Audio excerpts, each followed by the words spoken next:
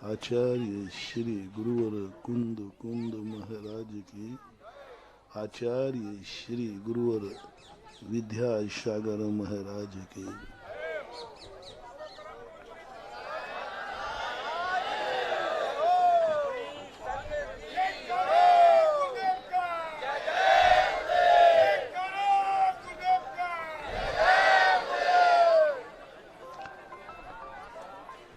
संपूर्ण सृष्टि को जब हम एक विहंगम दृष्टि से देखते हैं तो सारी दुनिया का जो नर्तन है वो रंगारंग कार्यक्रम लगता है। रंगा और रंग ये दो विरोधी शब्द हैं, लेकिन दोनों विरोधी होकर के इस सृष्टि के निर्माता हैं। दोनों रंगा रंग, रंग और अरंग दोनों होकर के भी इस सृष्टि का सौंदर्य स्थापित करते हैं। दोनों जब विरोधी मिलकर के किसी चीज का निर्माण करते हैं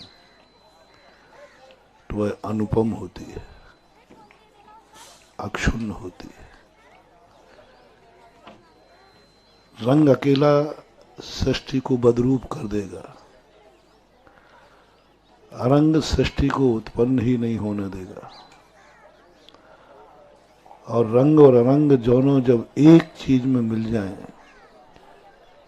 एक वाक्य में मिल जाएं, समझ लेना कुछ अद्भुत घटित होने वाला है, कुछ अलौकिक घटित होने वाला है। कुछ ऐसा होगा जब सारी सृष्टि का एक अलौकिक आश्चर्य, अतिशय और चमत्कार होगा। आज राग की चरम सीमा का स्थान और आज संसार में सबसे बड़ी वीतरागता का स्तंभ दोनों। राग और वीतराग जहां दोनों एक मिल जाएं, समझ लेना रंगारंग कार्यक्रम होने वाला है। अरंग कार्यक्रम अध्यात्म है जो सिद्धालय को ले जाता है। रंग कार्य वो पथन है जो व्यक्ति को अधोमुखी ले जाता है, और ऐसे अधोमुखी ले जाता है जैसे रंग में रंगा हुआ रावण अधोगति गया, और अरंग में रंगे हुए महापुरुष सिद्धालय में बैठे। आज न अपन सिद्धालय में हैं और न आज अपन नरकों में हैं। आज अपन उस बीच दशा में हैं जहां रंग और अरंग दोनों मिलकर के जिएंगे, मिलकर के रहेंगे और मिलकर के एक ऐसी रचना करेंगे, ऐसी रचना करेंगे। ठीक है, मोक्ष नहीं होगा तो नरक भी नहीं होगा, पुण्य की चरम सीमा नहीं होगी तो पाप की भी चरम सीमा नहीं होगी, उत्थान नहीं होगा तो पतन भी नहीं होगा। क्योंकि अरंग के बिना रंग पतन करा देता है और रंग के बिना अरंग इस दुनिया से ऊपर उठा देता है। जो रंग से हट जाता है और अरंगमय हो जाता है वो संसार से ऊपर उठ जाता है, जैसे भगवान कहते हैं। और जो संपूर्ण रूप से अरंग को छोड़ देता है, मात्र रंग में ही रंग जाता है, वह इस संसार में नहीं रह पाता। उसका इतना पतन हो जाता है कि कोई उसको देखना और सुनना भी पसंद नहीं करता। इसलिए आज अनायास एक ऐसा संदेशा तुम्हें मिलना था। अभी तक तुम ताज देखने आए हो, रंग देखने आए थे। और जब भी दो पति पत्नी घूमते हैं, पत्नी जरूर चुकौटी लेती है, क्या तुम ऐसा मुझे चाहते हो? शायद ही किसी ने यहां घूमा हो और कोई ना कोई एक दूसरे पर व्यंग ना हो, और उस स्थिति को लेकर के राग की ही दृष्टि बनती है। लेकिन आज कुछ ऐसा युग बना, उस वीतरागता के सामने आप बैठे हैं, जो वीतरागता आगे है, राग पीछे है।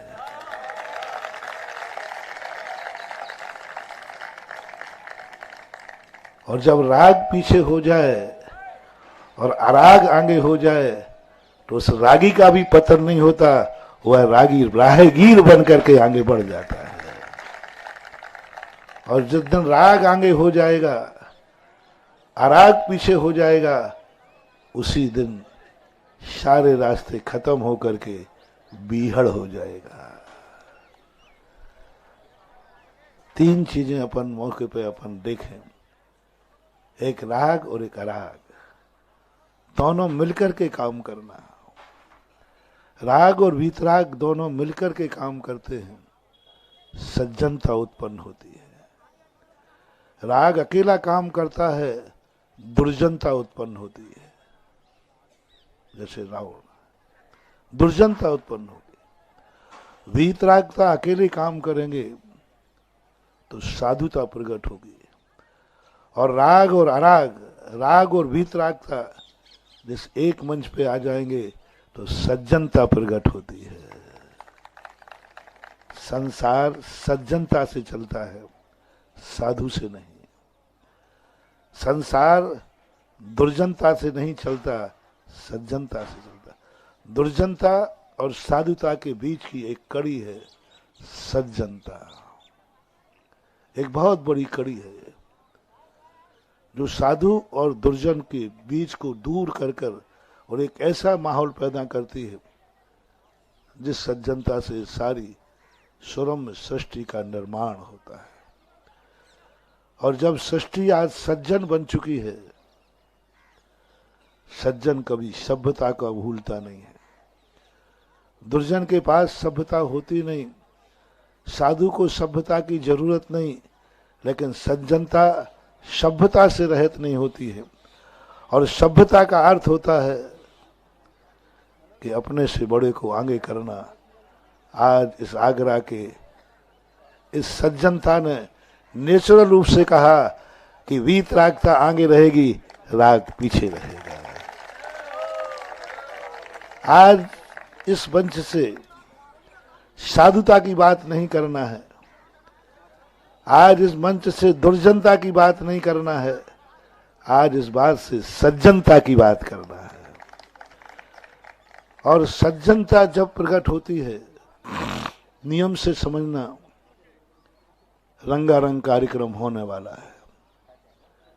राग और वीतराग जब दोनों एक स्टेज पर आ जाएं, राग वीतराग की धारा एक बन जाए, राग वीतरागी का विरोधी ना हो, वीतरागी राग का विरोधी ना हो, दोनों के दोनों मिलकर के एक ऐसी सज्जनता प्रकट करें जिस पर अतिवाद का कहीं रूप ना हो। मैं बहुत बार कहता हूं, आप ग्रस्त हैं, यदि ग्रस्त संपूर्ण जीवन यदि धर्ममय बना देगा तो गृहस्थी नष्ट हो जाएगी, जैसे हम लोगों की। और गृहस्थ यदि धर्म से पूर्णता रहित हो जाएगा तो गृहस्थी भ्रष्ट हो जाएगी। भ्रष्ट गृहस्थी कभी सगुन नहीं दे सकती, और नष्ट गृहस्थी होती ही नहीं है, समाप्त हो जाती। इसलिए गृहस्थी का आज संदेश देना है, हे गृहस्थ लोगों, संसार के लोगों, सुनो, इस गृहस्थी को नष्ट नहीं कर सकते हो तो आज देश के नाम संदेश है, इस गृहस्थी को भ्रष्ट मत होने देना। बस नष्ट नहीं कर सकते तो कोई बात नहीं, गृहस्थी को भ्रष्ट मत होने देना। और गृहस्थी भ्रष्ट नहीं हो, इसी के लिए मैं चला आया। मैं अपने लिए नहीं आया हूं, मैं तुम्हारी गृहस्थी नष्ट नहीं कर सकते हो, 4 महीने हो गए आपकी गृहस्थी को नष्ट करने का उपदेश देते देते। पूज्य आचार्य श्री भी आए, भगवान महावीर स्वामी भी आए, बहुत सारे लोगों ने प्रयास किया,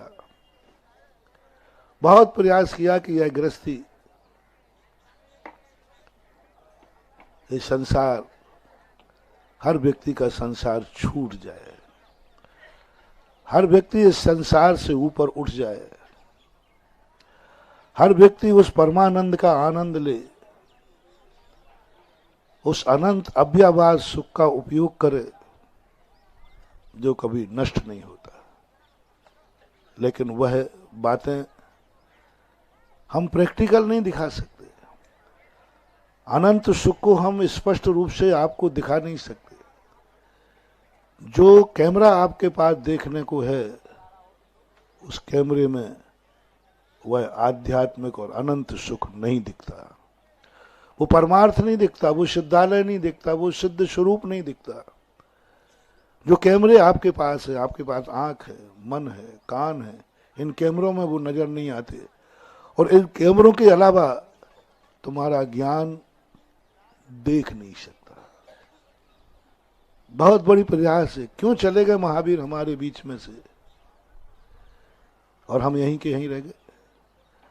क्यों चले गए वो राम, वो महावीर, वो बड़े बड़े महान शक्तियां हमारे बीच में से?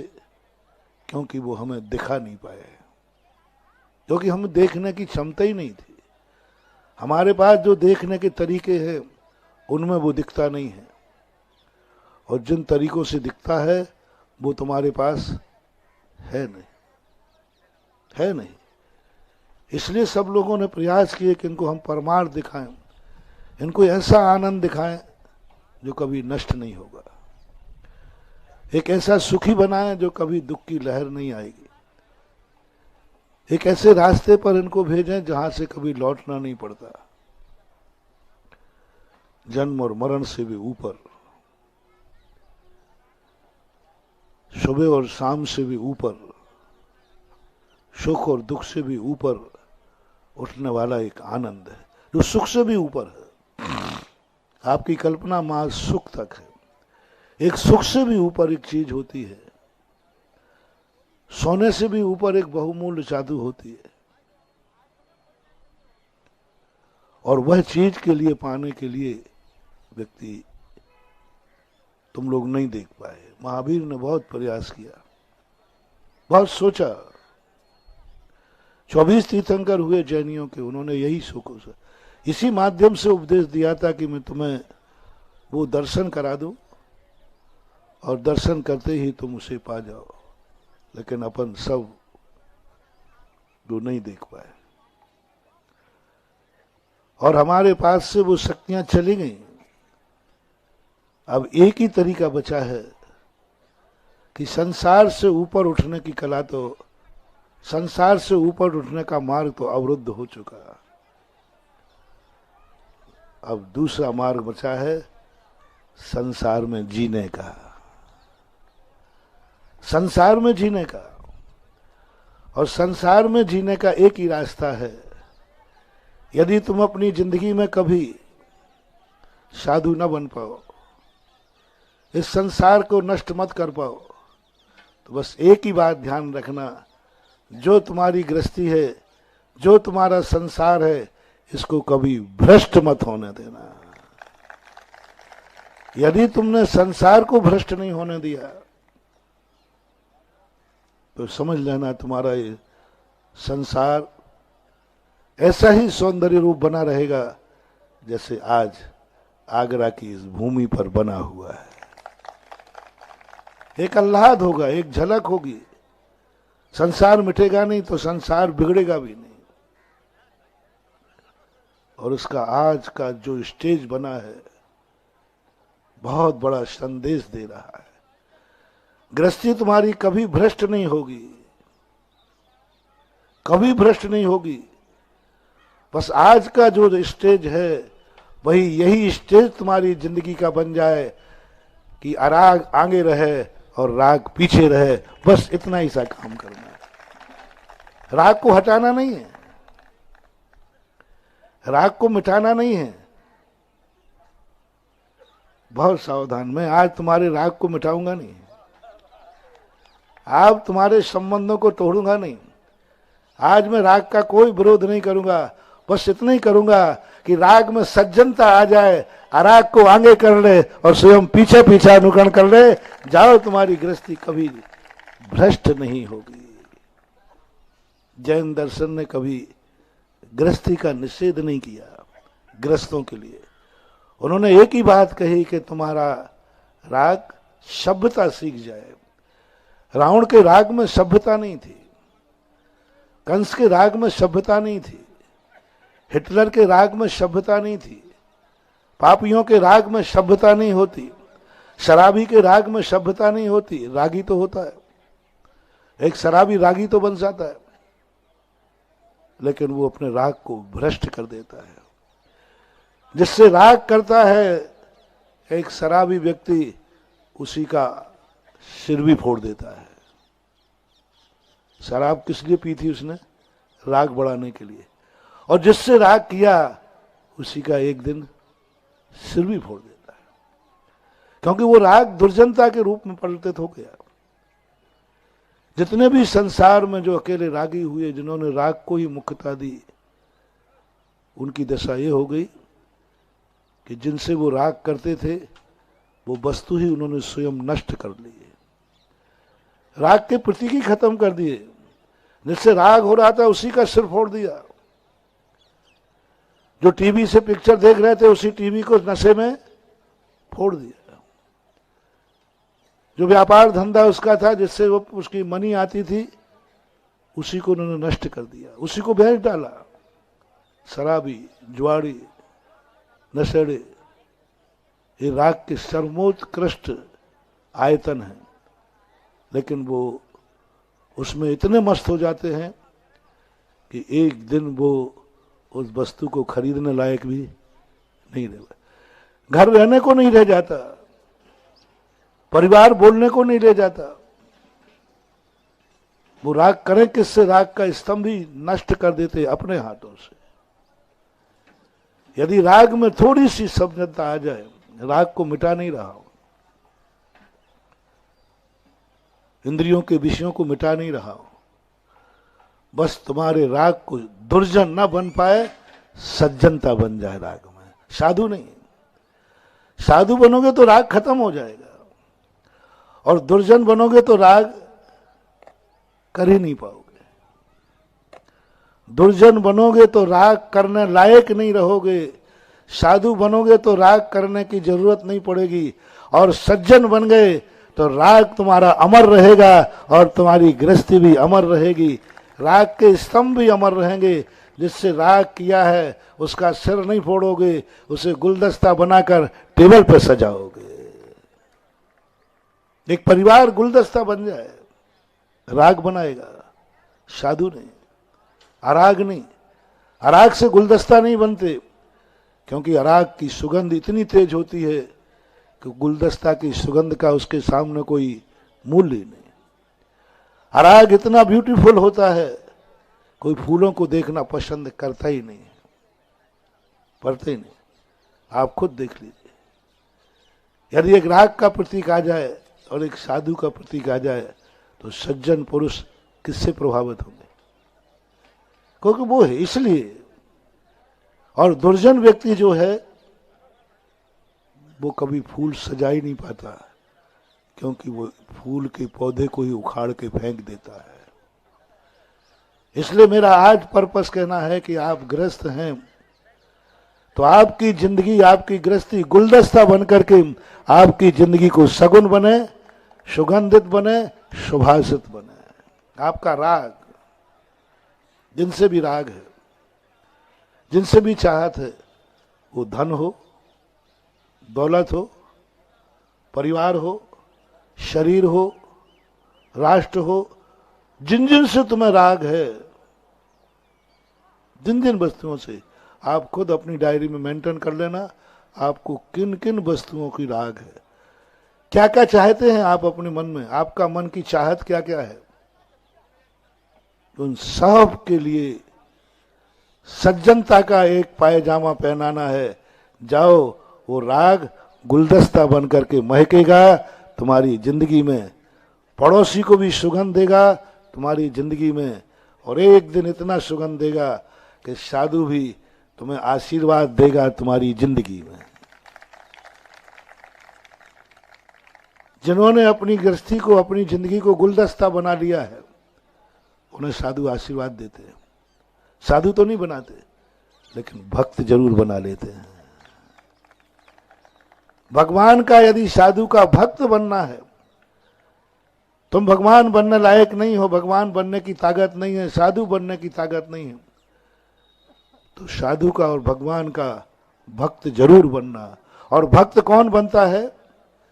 जिसकी जिंदगी, जिस वस्तु से वो राग करता है उसे वो गुलदस्ता बनाता है, उसका सिर नहीं फोड़ता, उसको बर्बाद नहीं करता, उसको बाजार में नहीं बेचता, वो अपनी जिंदगी को नाली में नहीं गिराता, अपनी जिंदगी को, उस राग को मात सज्जनता देना है। और सज्जनता का प्रतीक मैंने कह दिया। आज जितने मनोवैज्ञानिक, यदि आज कोई मनोवैज्ञानिक साइकोलॉजिस्ट बैठा होगा तो आज के दृश्य पर पूरी सृष्टि की एक किताब लिख देगा।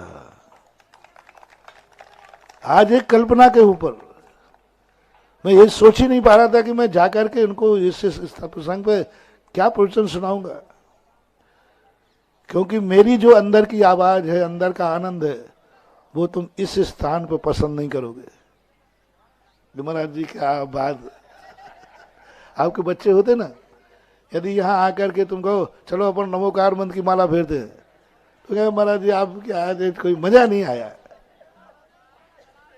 और तुम्हारी बात का मैं समर्थन कर नहीं सकता। जैसे मैं यहां प्रवेश करके स्टेज पर नजर पड़ी, मुझे प्रवचन मिल गया, मन की प्रवचन तैयार हो गया। कल मनोज जी ने कहा था महाराज का चिंतन निरंतर चलता है। मैं बहुत बड़ा साइकोलॉजिस्ट हूं। एक सेकंड में सीढ़ी चढ़ती, पहली नजर उठी स्टेज पे गई, दूसरी नजर ताजमहल पे गई, तुरंत मुझे आ गया आज जमेगा रंगारंग कार्यक्रम। आज रंग का समर्थन नहीं होगा, आज अराग का कथन नहीं होगा, आज गुलदस्ते का महक होगी। गुलदस्ता कौन तोड़ता है? साधु तो गुलदस्ता पसंद करते नहीं, और शराबी गुलदस्ता को जिंदा, वो तो उसी को तोड़ देता है। लेकिन जिसके अंदर राग की सज्जनता आ गई, राग की सज्जनता आ गई, वो गुलदस्ता को महकाएगा। और स्टेज संदेशा दे रही है, आगे कौन है? बोलो। अराग, वीतराग, पीछे कौन है? तुम्हारा मुख किसकी तरफ है? बोलो, जल्दी बोलो। दोनों की तरफ। यही तो रंगारंग कार्यक्रम है। और मेरा मुख यही नहीं उस तरफ, यही हमारी अध्यात्म का प्रतीक है।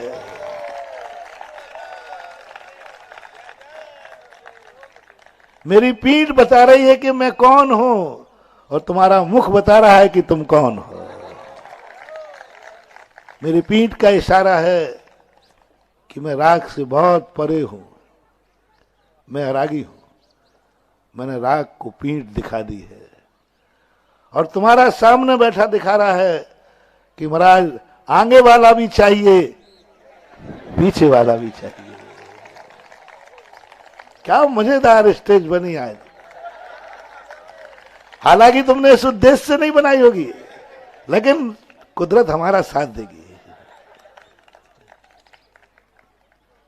निश्चल हो जाता है जब कोई वीतरागी किसी स्तर पर नीचे उतरता है, कुदरत जरूर वहां पहले से किसी को गिरा देती है। और जब कोई वीतरागी साधु झुकता है, महाराज आप झुक गए? नहीं, झुके नहीं है, एक गरीब को उठाने के लिए उठाया है। अपने आप कुदरत गिराएगी। साधु झुक नहीं सकता, जरूर वहां कुछ पड़ा है जिसे उठाने के लिए, जरूर किसी को बचाया है उठाने के लिए। साधु जब कहीं झुक रहा हो, समझ लेना किसी पतित का उत्थान होने वाला है। हम लोग जब झुकते हैं किसी एक चींटी को बचाते हैं, मारने के लिए झुकते ही नहीं, मरने के लिए झुकते ही नहीं, जब भी झुकेंगे किसी को बचाएंगे। आज तुम्हारे लोग सबके कहने पर मैं यहां आ गया, लेकिन कुदरत ने मेरी सहायता की कि बाबा जी मैं तुम्हें दुनिया के सामने बदनाम नहीं होने दूंगा कि महाराज राग को देखने गए थे, तुरंत स्टेज पर बताया था राग को पीठ थी और सज्जन की तरफ मुख था।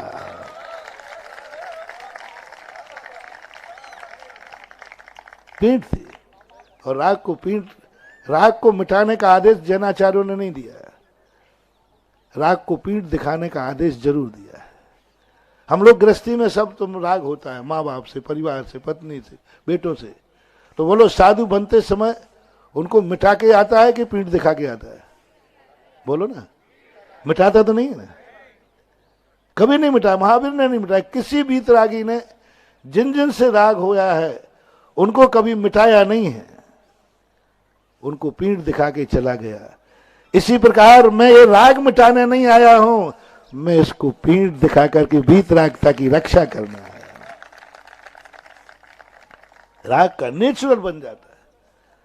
और आपको अब जब दोनों चीजें एक साथ दिख रही हैं, टीवी वालों को भी दिख रहे होंगे, जो जो देख रहा है, बस आज एक ही संकल्प करना है, हम साधु बनेंगे नहीं, दुर्जन बनेंगे नहीं, और राग को सज्जन बनाना है। और राग सज्जन जब ही है जब वीतराग आगे हो, तुम पीछे चलते जाना, आगे तुम्हारा गुरु चल रहा है, पीछे तुम चल रहे हो, भगवान जिस रास्ते पे गया तुम पीछे चलते जाना, तुम्हारा राग गुलदस्ता बनता जाएगा।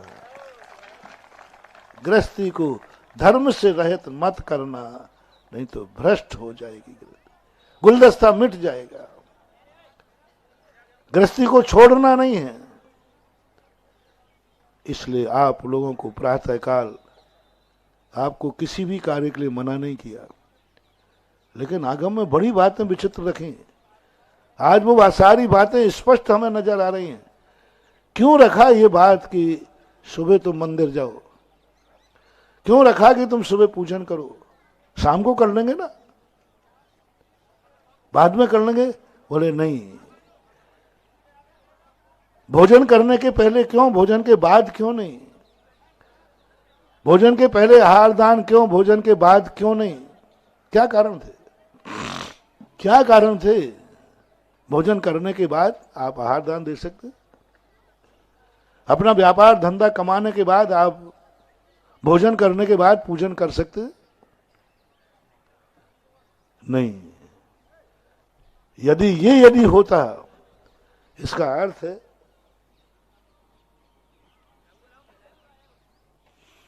राग आगे हो गया, राग और वीतरागता को पीछे कर दिया, सब कुछ खत्म हो जाएगा। इसलिए कहा गृहस्थ को कि तुम राग करने जा रहे हो, व्यापार करने जा रहे हो, सुबह उठकर के वीतरागी के दर्शन करके जाओ, जिससे यह सिद्ध हो जाए वीतरागता पहले है, राग बाद में। राग छोड़ना नहीं है, व्यापार छोड़ना नहीं है, धंधा पानी छोड़ना नहीं है, लेकिन पहले वीतराग आगे रहेगा। भोजन करूंगा, भोजन छोड़ूंगा नहीं, भोजन करूंगा, लेकिन पहले वीतरागी को देकर करूंगा और बाद में करूंगा। जो वीतरागी को भोजन देकर स्वयं भोजन करता है, इसी ने राग को सज्जन बना दिया और गुलदस्ता बना दिया गृहस्थी को। सुबह उठ करके जो भगवान को, धर्म को, ध्यान को आगे करता है और बाद में गृहस्थी बसाता है, उसने राग को गुलदस्ता बना दिया। जो अपने जीवन में कुछ भाग ऐसा निकालता है कि नहीं मैंने धन कमाया है, भोगूंगा बाद में, पहले दान दूंगा। मैंने हमेशा कहा हुआ है, बचा हुआ धन, बचा हुआ अन्न भिखारी को दिया जाता है। रिपीट करो, बचा हुआ धन, बचा हुआ अन्न भिखारी को दिया जाता है, बचा हुआ समय अपाहिजों को दिया जाता है, क्लिष्ट जीवों को दिया जाता है, दुखी लोगों को दिया जाता है बचा हुआ समय। कोई भी चीज बची हुई है, कपड़े तुम्हारे बचे हुए हैं, भिखारी को दिए जाते हैं। भोजन बचा हुआ है, भिखारी को दिया जाता है। धन साल भर के खर्च करने के बाद बचा है, अपाहिजों को दिया जाता है, दुखियों को दिया जाता है, दीनहीनों को दिया जाता है, पुण्यहीनों को दिया जाता है। बचा हुआ धन, बचा हुआ अन्न, बचा हुआ समय। और बचा हुआ धन, बचा हुआ अन्न, बचा हुआ समय जो उपभोग करता है, पहले हमारा धन भोगने के पहले दान में जाएगा। कमाई का धन कह रहा हूं, कमाने के बाद जैसे तुमने आया भाव कि मुझे इसको खर्च करना है, इसको कमा के लाया हूं, नियम से यदि सज्जन होगा, तुम्हारी जिंदगी गुलदस्ता बनाना है, तो कमाने के बाद धन खर्च करने के पहले कुछ ना कुछ दान में निकाल देना। वो धन तुम्हारा गुलदस्ता बन जाएगा, रावण जैसा नरक का कारण नहीं बने। पहले निकालना, बाद में नहीं। आप लोगों की आदत क्या होती है, महाराज दान तो देना है, पहले हमारे पूरे सारे खर्चे लगा दूं, फिर बचेगा तो दूंगा। जिन लोगों ने ऐसा कहा, मैंने उनसे कहा, महानुभाव आप ना दें तो श्रेष्ठ है, अन्यथा आपके बुरे दिन चालू हो जाएंगे। बचेगा तो दे दूंगा, ये कभी सोचकर मत देना तुमने एक धर्म को भिखारी बना दिया। यदि तुम धर्मात्मा ना बन सको, तुम साधु ना बन सको, भगवान ना बन सको, तो कम से कम भगवान को भिखारी मत बनाना, ये ध्यान रखना। कभी भी हो भूल कर पहले देना। भोजन जब भी देना, भोजन के बाद बची हुई रोटी भिखारी को दी जाती है, और भोजन करने के पहले जो रोटी दी जाती है वो साधु को दी जाती है। और पहली रोटी जो तुमने साधु को दी, तुम्हारा सारा भोजन गुलदस्ता बन गया। बचा हुआ समय, शाम को बचा हुआ समय, महाराज मैं सारे व्यस्त कार्यों में व्यस्त हूं, समय बचेगा तो फिर मैं मंदिर जाऊंगा। देखो मैं महाराज बहुत व्यस्त हूं, समय रहेगा तो मैं महाराज के पास जाऊंगा, समय रहेगा तो मैं प्रवचन सुनने आऊंगा। महानुभाव मत आना, मत आना, मत आना। मैं तुम्हें भिखारी बन के प्रवचन नहीं सुनाना चाहता, मैं साधु बन करके प्रवचन सुनाना चाहता। बचे हुए समय में से तुम लाओगे कि शाम बचेगा समय तो प्रवचन में आ जाऊंगा, बचेगा समय तो मैं ये कार्य कर लूंगा। कभी भूल करके नहीं करना। बचे हुए समय नहीं, जो मुझे 12 घंटे मिले हैं उनमें पहला घंटा मैं मंदिर में दूंगा, पहला घंटा मैं गुरु के पास रहूंगा। समय बाद में बचेगा, मैं व्यापार में चला जाऊंगा। आज तो महाराज का प्रवचन सुनने पहले जाऊंगा। तो ये प्रवचन तुमने साधु का सुना है, और साधु का प्रवचन सुनोगे, नियम से तुम्हारी जिंदगी गुलदस्ता बनेगी। तुम भिखारी का प्रवचन सुनते हो, सुन लो कान खोल करके। तुम भिखारी का प्रवचन सुनते हो, क्योंकि हमेशा है कि मेरे पास समय बचेगा तो, ठीक बोल रहा हूं ना मैं? ऐसा होता है कि नहीं? समय बचेगा तो मैं आज, किसी ने कहा भाई आज महाराज का प्रवचन है, अरे भाई मैं थोड़ा व्यस्त हूं, आगे बोल दो ना। ये बोलचाल की भाषा में होता है कि नहीं? मैं थोड़ा व्यस्त हूं, कार्यक्रम, समय बचेगा तो मैं जरूर आऊंगा। मत आना महानुभाव, कम से कम मेरे प्रवचन में मत आना। मैं कम भीड़ में भी बोलने में मजा आता है। मुझे लाखों की भीड़ में बैठा लो तो कोई फर्क नहीं पड़ता, और पंडाल में 2 लोग बैठे हों तो मुझे कोई फर्क नहीं पड़ता, क्योंकि मैं प्रवचन सुनाता ही नहीं हूं। मैं तो यहां बैठ करके भी स्वाध्याय कर रहा हूं। एक नई चिंतन मिला, एक नई खोज मिली। मैं कहां ताजमहल आया हूं, मैं तो यहां स्वाध्याय करने आया हूं। आज का इतना बड़ा स्वाध्याय हो गया, राग आगे है, राग पीछे है, ये कम स्वाध्याय हुआ? सारा स्वाध्याय इसी के लिए तो करता हूं। साधु कहीं भी बैठे। आज पता चला कि पूज्यवर नेमीचंद महाराज ने एक लिखा था, हम साधुओं को छूट दी थी, हम लोग कोई स्थान की पाबंदी नहीं है, हम कहीं भी जाएं, कुछ भी देखें, कुछ भी सोचें, कुछ भी करें, जम किंचंती चिंतन तो निरीह वित्ते हवे जदा साहू। साधु से कहता तुझे जो मर्जी आज हो कर। तो मैंने कहा देखो भगवान गुरुदेव, आप ये छूट दे रहे हो, मैं इसका दुरुपयोग करूंगा। बोले क्या करेगा? मेरे भक्त लोग हैं, मैं तो नहीं जाऊंगा, लेकिन भक्त लोग बहुत हमारे खतरनाक हैं। ये हमारे स्थान पे तो आए या नहीं आए, लेकिन ये अपने स्थान पे जरूर ले जाएंगे। नेमीचंद महाराज ने कहा, मैंने कहा देखो ये छूट मत दो आप, हम पंचम काल के साधु हैं, तुझे जो चिंतन करना है वो कर, तुझे जहां जाना है वो जा, जो देखना है वो कर, जम किंच भी चिंतन तो किमिक्षक वरदान। तो जब मैंने एक गाथा पढ़ी, मैंने कि गुरुदेव ज्यादा विश्वास मत करो, आप ये छूट मत दीजिए, आप तो पाबंद कीजिए, तुम यहीं जाओगे, यही सोचोगे, यही देखोगे। लेकिन वो माने ही नहीं। तो कल रात में मैंने कहा भगवान आपने नहीं कहा था कहीं भी जा सकते हो, कल सुबह ताजमहल जा रहा हूं, आपने कहा था जहां कहीं भी जाओ, जहां कहीं भी जाओ। अब बाद में मत कहना कि तू साधु हो। नेमीचंद महाराज ने कहा तू जा तो सही, जा तो सही, तू वहां जाकर के भी स्वाध्याय ही करेगा, राग में भी तुझे गुलदस्ता ही खिलाएगा। तू उस दलदल में फंसने वाला नहीं है, तू उस दलदल में भी पंख से पंकज ही बनाएगा। और आज देखते ही मेरा सारे जितना हुआ पोए था, जितना हुआ पोए था, जैसे एक नजर दृष्टि और ताजमहल पर पड़ी, तो अब मुझे कोई डर नहीं है। मुझे नेमीचंद महाराज को 100 बार नमोस्तु कि भगवान आपको अपने शिष्य पर इतना विश्वास था, अपने साधु पर विश्वास था कि खुली छूट आपने दे दी, इसलिए मुझे कोई फर्क नहीं पड़ता। बचा हुआ नहीं, बचा हुआ समय नहीं।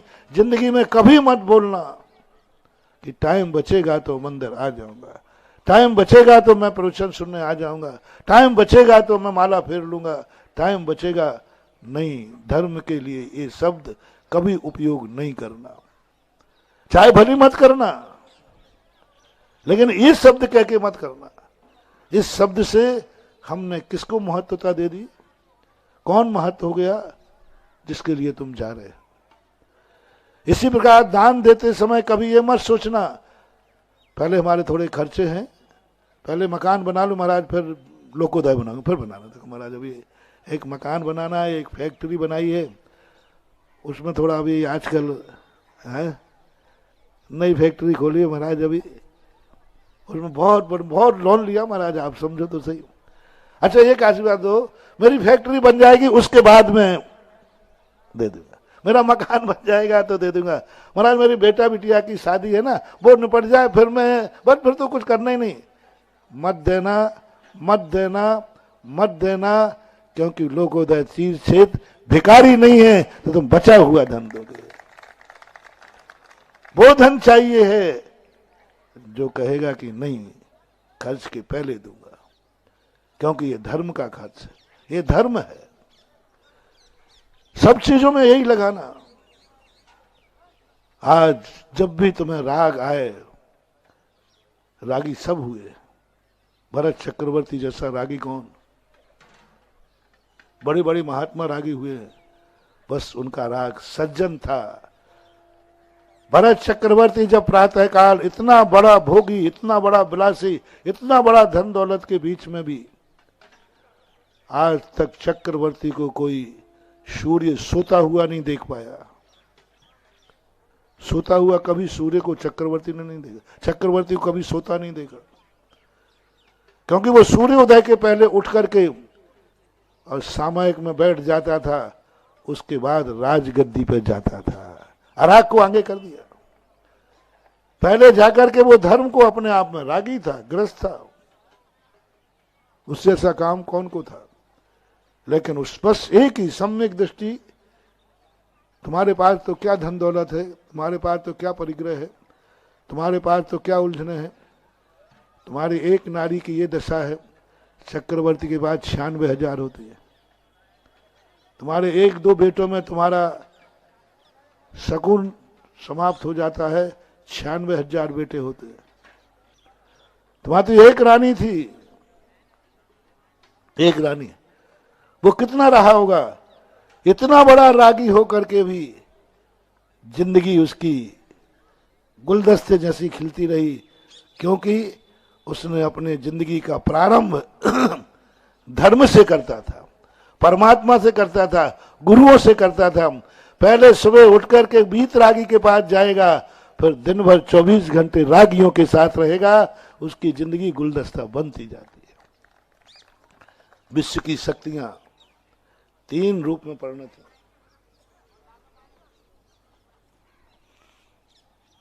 भोग शक्ति, कर्म शक्ति और योग शक्ति।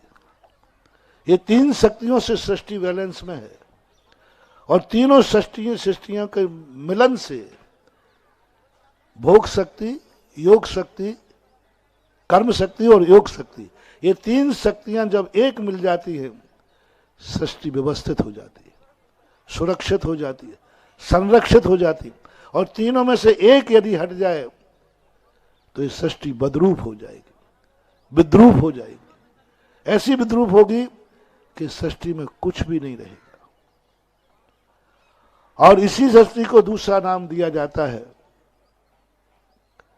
नारी शक्ति, मातृशक्ति, धर्म शक्ति।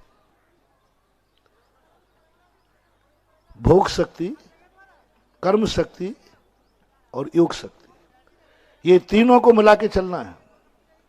इन तीनों में से एक भी कम, योग शक्ति खत्म हो जाएगी, कर्म भोग शक्ति को नष्ट कर देगा, क्योंकि कर्म पाप में परिवर्तित हो जाएगा, तुम्हारी भोग नष्ट कर देगा,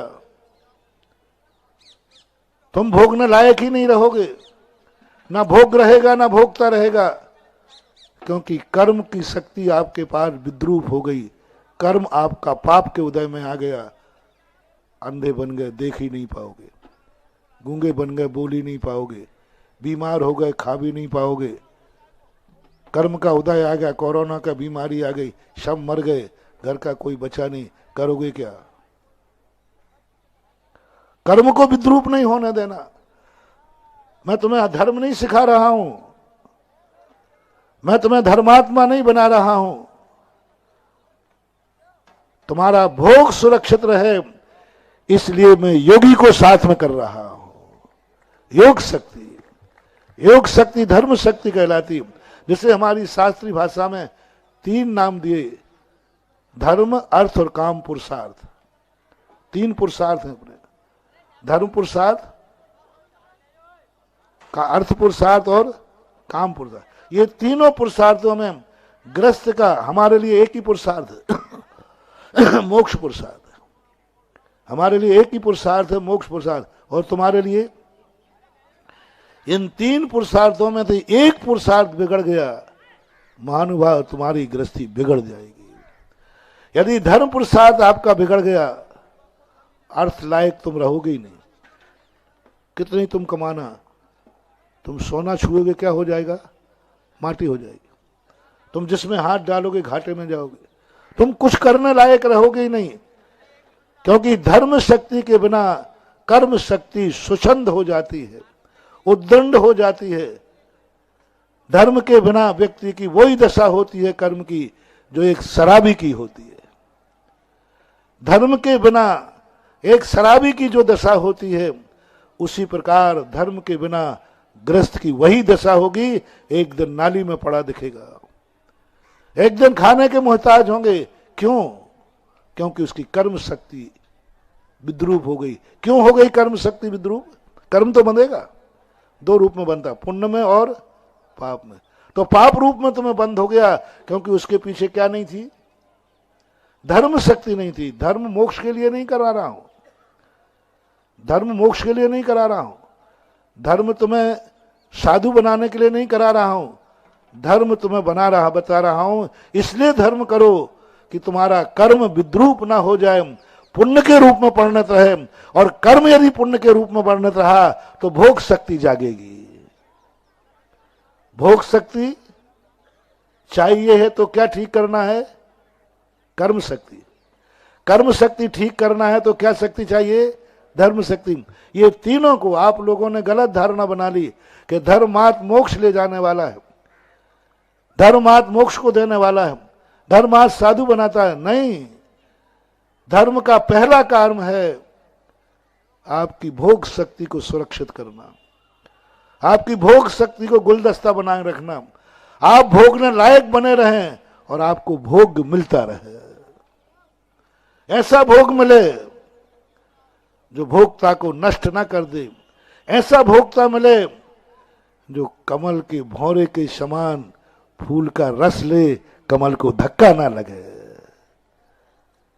समझना, भोग शक्ति में कर्म शक्ति जब विद्रूप हो जाती है तो भोग को मिटा देता है भोक्ता, मिटा देता है, इतना दुखी कर देता है भोग को कि भोग दुखी हो जाता है। जिनसे तुम भोगते हो उन्हीं को तुम दुख देते हो, प्रवचन के हमने पहले कहा था। जिनको तुम भोगने के लिए शराब पी थी उसी का सिर फोड़ दिया तुमने, भोग शक्ति को मिटा दिया तुमने। और भोग कभी कभी ऐसे जिंदगी में आ जाते हैं कि तुम्हें भोगने लायक ही नहीं रहने देंगे, वो इतना दुखी कर देंगे तुम्हें, इतना दुखी कर देंगे कि तुम भोगों से डरने लग जाओगे, तुम भोग से भाग जाओगे, तुम्हें भोक्ता बनने में आनंद नहीं आएगा।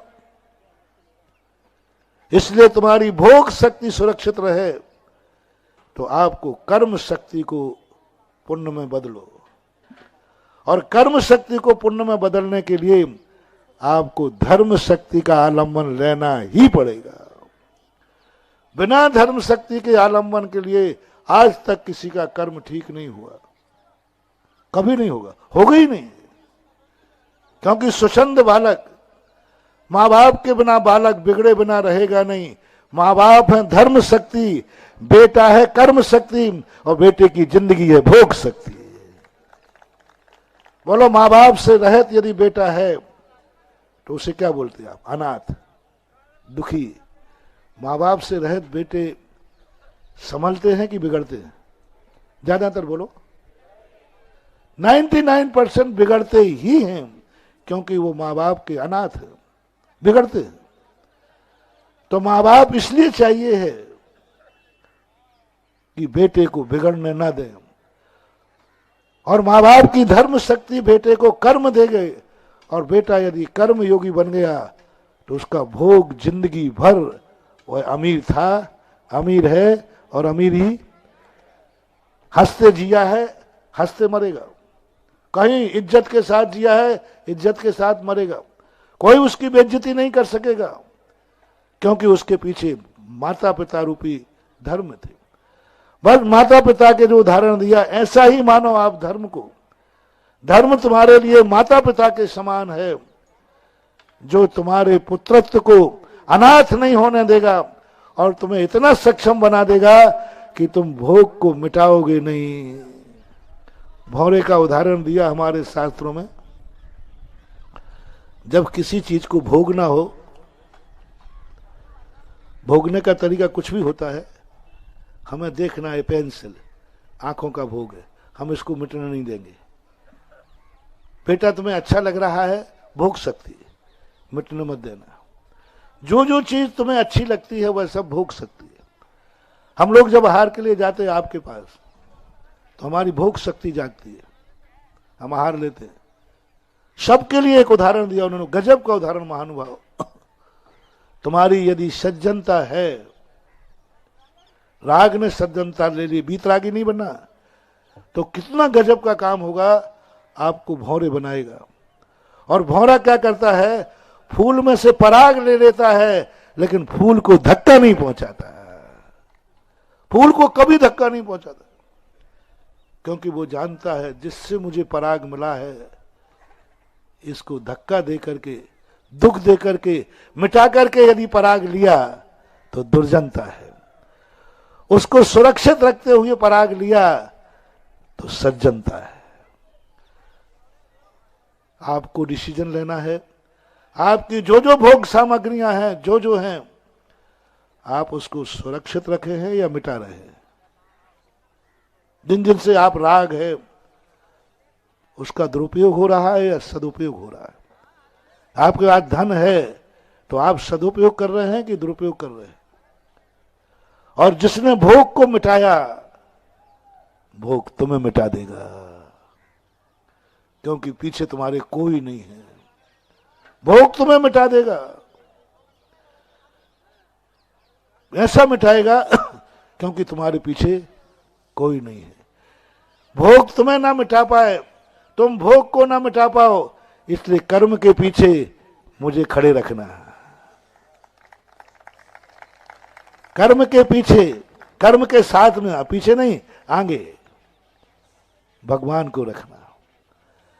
कर्म के आगे धर्म को खड़ा कर रखना। उस भोग की हिम्मत नहीं पड़ेगी, वो भोक्ता को कभी नहीं मिटाएगा, क्योंकि वो जानता है इसके पीछे क्या है। इसके ऊपर बड़ा हस्त है, एक किसी महाशक्ति की छाया में खड़ा है, एक धर्म की छाया में बैठा है, और धर्म की छाया में बैठने वाले का कोई व्यक्ति बाल बांका नहीं कर सकता। इसलिए अपने पीछे धर्म को बना के रखना। इसी का दूसरा नाम हमने दिया नारी शक्ति, भोग शक्ति, मातृशक्ति, कर्म शक्ति, धर्म शक्ति, योग शक्ति। ये तीनों को ले लो। नारी शक्ति का कहीं नारी शक्ति, दूसरा नाम क्या दिया? भोग शक्ति। भोग शक्ति कहो, नारी शक्ति कहो, क्योंकि आज नारी का प्रतीक है। भोग शक्ति कहो, नारी शक्ति कहो। अब भोग शक्ति नारी शक्ति है, तो उस नारी को तुमने कभी मिटने तो नहीं दिया, नारी को मिटाने का प्रयास तो नहीं किया। नारी को तुमने किस तरीके से भोगा? इसलिए भारतीय लोगों ने, साधु संतों ने नारी को भोगने के लिए कहा विवाह करो। ये विवाह करना क्या है? ये विवाह करना क्या है? नारी शक्ति को हम दुर्जन पूर्वक नहीं भोग रहे हैं, नारी शक्ति को हम धर्म पत्नी बनाकर अपनी जिंदगी में आएगा, भोग बन के नहीं आएगा, गुलदस्ता बन के आएगी। क्या है ये परंपरा है नारी से? क्यों कराई ये विवाह की पद्धतियां? क्यों बनाई ये पति पत्नी के लिहाजे? क्या लेना देना था? क्या लेना देना था? मात्र एक आदर्श बनाया कि तुम्हें भोग चाहिए, तुम्हें स्त्री चाहिए, तुम्हें पुरुष चाहिए, ये भोग हैं दोनों एक दूसरे के लिए। इस भोग को गुलदस्ता बनाओ, आदर्श बनाओ, दुनिया में कहीं निंदा नहीं होगी। यदि बिना दंपति बनाए बिना यदि तुम भोगोगे, बोलो समाज में क्या होगा? इज्जत बढ़ेगी घटेगी? कानून में सब तरफ से तुम बर्बाद हो जाओगे। भोग भी अपराधी कहलाएगा और भोक्ता भी अपराधी कहलाएगा। दोनों को जेल मिलेगा, दोनों को निंदा मिलेगी, दोनों को अपयश मिलेगा। देखना गुरु ने क्या कर डाला, धर्म ने क्या कर डाला। उन्होंने कहा नहीं भक्त, इनके बिना मैं नहीं रह पाऊंगा, हम दोनों बिना नहीं रह पाएंगे, कोई बात नहीं, विवाह कर लो। विवाह करने में तुम्हारी इज्जत कहां खत्म होगी? परिवार में, बोलो, समाज में, कानून में? बस धर्म ने तुम्हारे लिए जो फूल के कारण, भोगने के कारण तुम दुर्गति में जाते, उसी ने तुम्हें सम्मान दिला दिया कि तुम इज्जत के साथ जियो। पत्नी को, पति को गुलदस्ता बना के लाओ और गुलदस्ता बनाओ, और एक दूसरे का ध्यान रखो, क्योंकि दोनों एक दूसरे के लिए भोग हैं, तो दोनों एक दूसरे के लिए दुख नहीं पहुंचाना, दोनों एक दूसरे का विनाश नहीं करना, दोनों एक दूसरे को हानि नहीं पहुंचाना, दोनों एक दूसरे के लिए जियो, दोनों एक दूसरे के लिए जियो, और दोनों एक दूसरे को भोगो। और सम्मान इतना दो, सम्मान इतना दो, सम्मान इतना दो, सम्मान इतना दो, सम्मान इतना दो, सम्मान इतना दो। कि भोग आज सारे संसार का अमर चीज बन जाए, भोग की निशानी अमर बन जाए। जिसको भोगा है उसको ऐसा स्थान दिया कि आज पति का नाम दुनिया में नहीं है, लेकिन बेगम का नाम दुनिया में अमर कर दिया। ये कहलाता भौरा, ये कहलाता भौरा। स्वयं का ताज नहीं बनाया, स्वयं का ताज भी तो बना सकता था, स्वयं का ताज नहीं बनाया। जिससे राग था, जो भोग था, उस भोग को अमर कर दिया,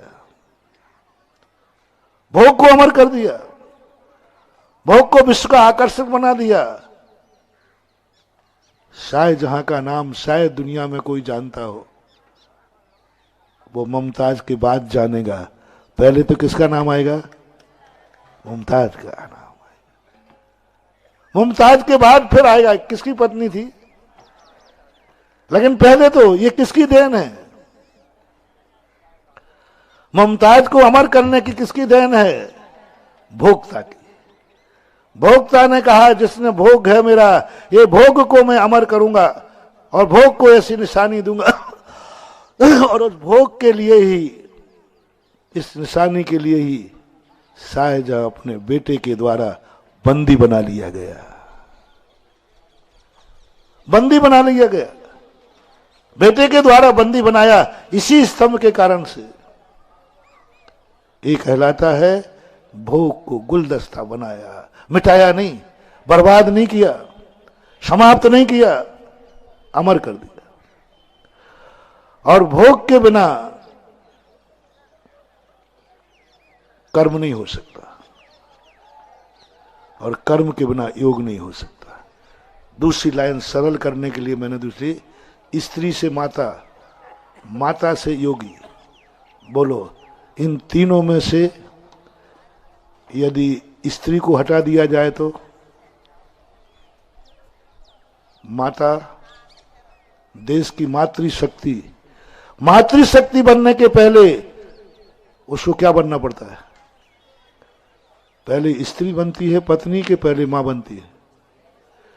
पहले यदि मां बन जाए तो वही वाली बात, अनर्थ हो जाएगा, पाप हो जाएगा, व्यभिचार हो जाएगा। पत्नी बनने के बाद मां का क्रम है। यदि संसार में से पत्नी धर्म हटा दिया जाए तो मां धर्म हट जाएगा, और मां धर्म हट जाए तो योगी धर्म भी हट जाएगा। योगी कहां से पैदा हुए? श्री राम कहां पैदा हुए? मां के पास। हनुमान कहां पैदा हुए? मां के पेट। महावीर कहां पैदा हुए? 24 तीर्थंकर कहां पैदा हुए? हम कहां पैदा हुए? कुंद कुंद स्वामी कहां पैदा हुए? और मां कौन बनती है? बहुत बड़ी बात है। जितने भी संसार में महान पुरुष हुए इनकी कोई ना कोई मां थी कि नहीं? बोलो, मां रहित किसी एक महापुरुष को बताओ जो मां से रहित था।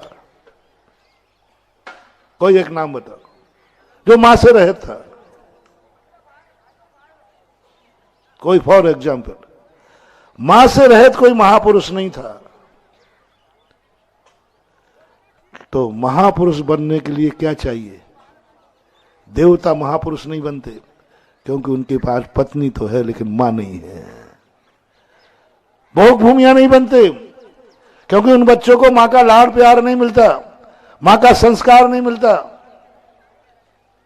और जिसको मां नहीं मिली, मां का संस्कार नहीं मिला, उसे योगी बनने का अधिकार नहीं है, उसे योगी नहीं बनाया जाएगा। प्रकृति ने नियम बना दिया। देवता नहीं बन सकते, क्योंकि देवता में स्त्रियां तो हैं लेकिन मां नहीं है, तो देवता योगी नहीं बनेंगे, उनको धर्म नहीं दिया। भोग भूमि जीव है, वहां माँ बाप है, संतान है, लेकिन संतान को माँ बाप का संस्कार नहीं मिलता, जन्म देते ही मर जाते। उन्होंने कहा नहीं, भोग भूमि का जीव मुनि क्यों नहीं बन सकता? नहीं बन सकता, ऐसे माँ का संस्कार नहीं मिला, माँ की गोदी नहीं मिली, माँ का दुलार नहीं मिला, माँ का संस्कार नहीं मिला, ये योगी नहीं बन सकेगा। योगी बनने के लिए माँ चाहिए, महापुरुष बनने के लिए मां चाहिए। अब मां कहां से लाओ? जिस चाहे स्त्री को मां बन जाए। जितने महापुरुष पैदा हुए हैं, बोलो पत्नी से पैदा हुए हैं कि लावारिस स्त्री से पैदा हुए हैं? जल्दी बोलते जाओ आप, है? बोलो ना, इतना ज्ञान तो मैं प्रवचन इतना कठिन थोड़ी दे रहा हूं आज, आपके मन माफिक दे रहा हूं। एक मां बताओ जो मां महापुरुष को जन्म दिया और पत्नी का रूप। एक आध कोई अपवाद हो तो बात अलग है, कारण आदि की बात मत लाना बीच में। 99% बोलो महापुरुष। महापुरुषों की जो मां बनी है वो मां बनने के पहले किसी की पत्नी बनी है या नहीं? बोलो जल्दी। बनी है। 99.99 अर्थ ये हुआ पत्नी के बिना मां नहीं, मां के बिना योगी नहीं। तो आज जो योगी बना बैठा है वो मूल जड़ किसका है? मुमताज पे मत जाओ, उसके पद पे जाओ। सुधा सागर पे मत जाओ, मेरे पद पे जाओ। मुमताज का नाम की बात नहीं है, पत्नी शब्द। कौन थी ये पर उनकी? बेगम थी, पत्नी थी। पत्नी है, पत्नी है तो मां है।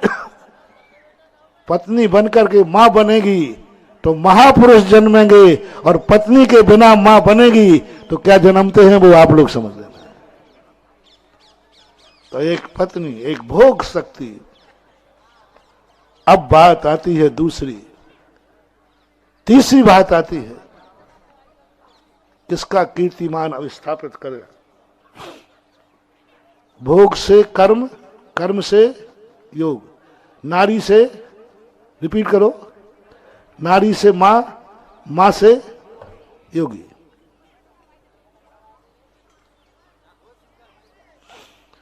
अब इन तीनों में से तुम्हें क्या प्रिय है? या तीनों प्रिय है? बोलो ना। तीनों प्रिय है। और तीनों को यदि तुम चाहते हो तो जाओ, तुम्हारा संसार सदा चलता रहेगा, व्यवस्थित रहेगा, और तुम अपने संसार में जियोगे, जन्मोगे, मरोगे, संसार व्यवस्थित रहेगा, क्योंकि तुम तीनों को चाहते हो। सारे विश्व में अब तीन चाहते सामने आएंगी। अब आएगा। अभी तक तो मैंने सृष्टि का एक स्वरूप बताया जो सारा विश्व अपनाता है। अभी तक जो मैंने उपदेश दिया, इसमें हर संप्रदाय, हर विश्व, सब कुछ एक मत है। अब अंतर आएगा। अब संस्कृति की बात करूंगा, संस्कार की नहीं। अब शक्ति की बात नहीं करूंगा, संस्कृति की बात करूंगा। शक्ति की बात मैंने तुम्हें बता दी, संस्कार की बात तुम्हें बना दी। अब संस्कृति का सवाल है। संस्कृति के विश्व के दो रूप हैं, एक पाश्चात्य संस्कृति और एक भारतीय संस्कृति। दो ही संस्कृतियां हैं विश्व में। दोनों संस्कृतियां विश्व में, एक भारतीय संस्कृति और एक पाश्चात्य संस्कृति। पाश्चात्य संस्कृति का सोच होता है, पहला कौन है? पत्नी, मां, गुरु। पाश्चात्य संस्कृति सोचती है कि इन तीनों का मूल बीज क्या है? मूल बीज क्या है? बोलो जल्दी बोलो, रिपीट करो। पत्नी। पाश्चात्य संस्कृति। यदि तुम पत्नी की तरफ रुक गए कि महाराज ने भी आज सिद्ध कर दिया, पत्नी से मां, मां से योगी। अब इनमें संस्कार हो गए, बिल्कुल सिस्टम हो गया। अब परीक्षा है पर रिजल्ट की। अब आपको संस्कृति बनाना है जो बीज को ध्यान रख रहा है। पहले पत्नी है तो मां है, मां है तो महाराज है, भगवान है। इसलिए वेरी वेरी आईएमपी कौन हुआ? मस्ट कौन हुआ? पहला कौन हुआ? सब एक सोच में बताओ बालको। पत्नी। पत्नी मुख्य है। जैसे ही पत्नी की मुख्यता का विचार तुम्हारे मन में आए, आप पाश्चात्य संस्कृति है, भोग संस्कृति है तुम्हारी, भोग प्रधान है, तुम भोग से कभी रहित नहीं हो पाओगे। भोग को तुमने कहा, भोग शक्ति तुम्हारी जागेगी, भोग शक्ति जागेगी तुम्हारे जीवन में, पत्नी शक्ति जागेगी, नारी शक्ति जागेगी, नारी तुम्हारा संबल होगा, नारी तुम्हारी जिंदगी होगी। नारी के बिना तुम्हारी जिंदगी अधूरी होगी, क्योंकि तुमने मुख्यता किसको दी? बीज को। बहुत सावधानी से समझना, अब रिजल्ट आने वाला है, नहीं तो आज का सारा प्रवचन माहौल बहुत बिगड़ जाएगा। क्योंकि आज हमने जिनकी दुनिया में आज तक मैंने प्रशंसा नहीं की, आज पत्नी को बहुत बड़ी चीज दे दी है। पत्नी से मां, मां से होगी वो भगवान। बहुत सावधान।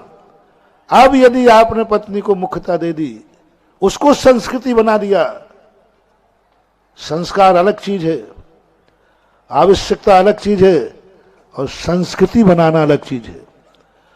और तुमने कहा संस्कृति बनाता हूं इसको, तो आप जाओ, तुम्हारी जिंदगी में ऐसी भोग शक्ति जागेगी जो तुम नारी के बिना सदा अधूरे रहोगे। तुम्हें यह लगेगा कि विवाह नहीं हुआ तो मेरी जिंदगी कोई काम की नहीं। दोनों एक दूसरे के बिना अधूरे रहोगे, दोनों एक दूसरे के बिना रोओगे, दोनों एक दूसरे के बिना विधुर विधवा होगे। और कोई नहीं चाहेगा, नारी नहीं चाहती कि मैं विधवा हूं, और पुरुष भी नहीं चाहता मैं विधुर हूं। कोई गृहस्थ चाहता क्या? नहीं चाहता। ये शक्ति तुम्हें मिलेगी क्योंकि तुमने नारी को संस्कृति बना दिया। तुम भोगों के बिना जी नहीं सकोगे, तुम्हारा दाम्पत्य जीवन बिना तुम जी नहीं सकोगे। भोग संस्कृति बनाई, और सारा विश्व जितना पाश्चात्य संस्कृति है, ये भोग को संस्कृति बनाता है, भोग को संस्कृति बनाता है। और भोग को संस्कृति बनाने का निशान पीछे स्थापित है, संस्कार नहीं।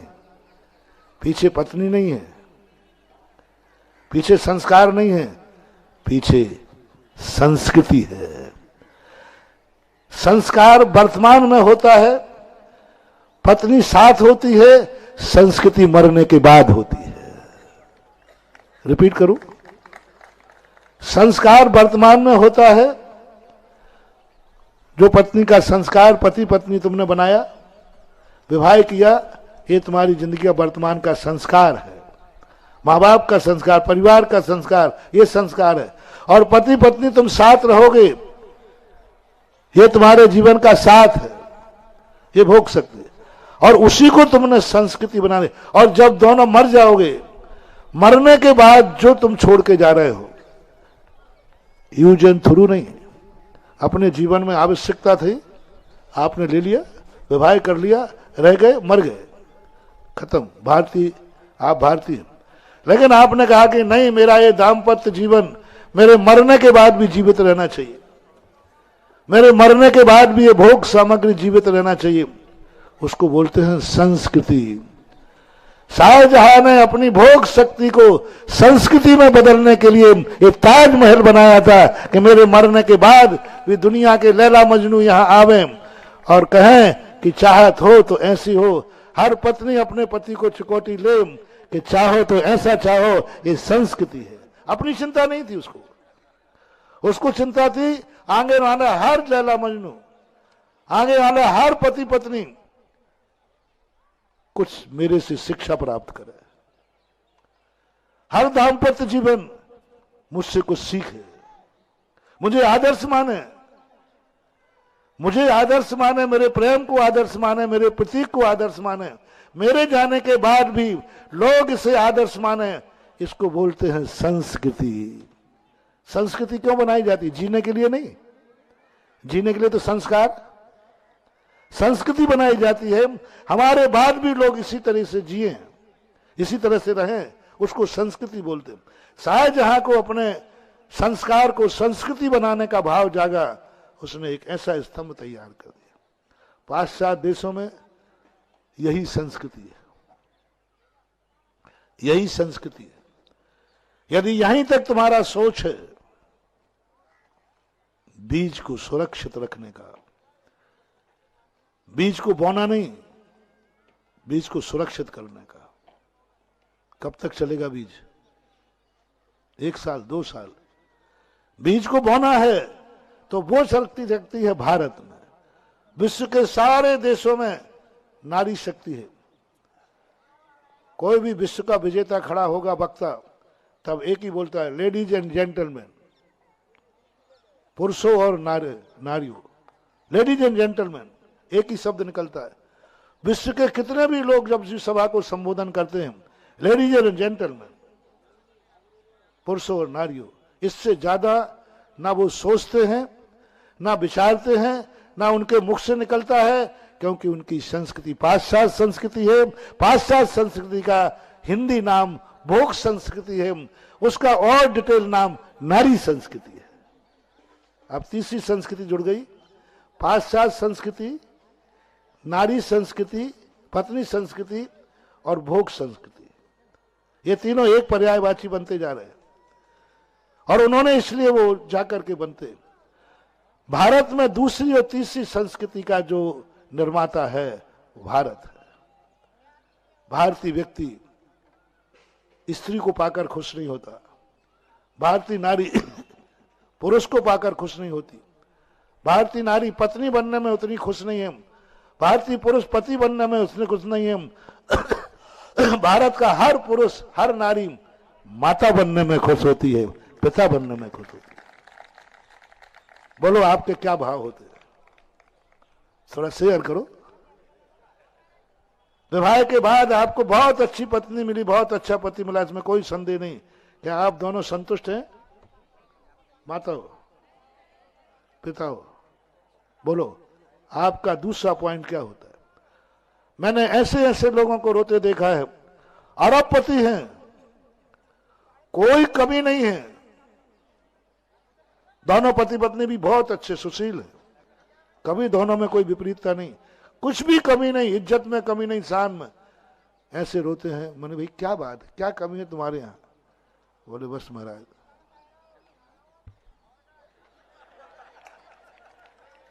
बच्चा नहीं है, बच्चा नहीं है।